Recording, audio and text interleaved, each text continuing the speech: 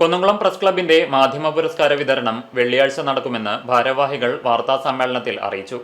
സംസ്ഥാനത്ത് ആദ്യമായി പ്രാദേശിക മാധ്യമ പ്രവർത്തകർക്ക് പുരസ്കാരം ഏർപ്പെടുത്തിയ കുന്നംകുളം പ്രസ് ക്ലബിന്റെ 21ാമത് മാധ്യമ പുരസ്കാര വിതരണമാണ് വെള്ളിയാഴ്ച നടക്കുക.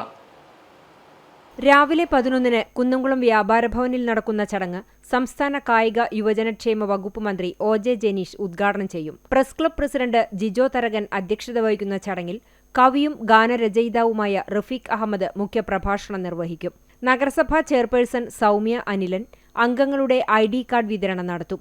സംസ്ഥാന എക്സൈസ് വകുപ്പുമായി കൈകോർത്ത് പ്രസ് ക്ലബ് നടപ്പിലാക്കുന്ന ലഹരിവിരുദ്ധ ക്യാമ്പയിന്റെ ഉദ്ഘാടനം excise deputy commissioner CK Sajikumar നിർവഹിക്കും. അച്ചടി മാധ്യമരംഗത്ത് തൃശൂർ മാതൃഭൂമി റിപ്പോർട്ടർ അക്ഷേക സുധരാജ്, ദൃശ്യമാധ്യമരംഗത്ത് Kannur Iritty highvision channel reporter Unmesh Payam എന്നിവർക്കാണ് ഈ വർഷത്തെ പുരസ്കാരം.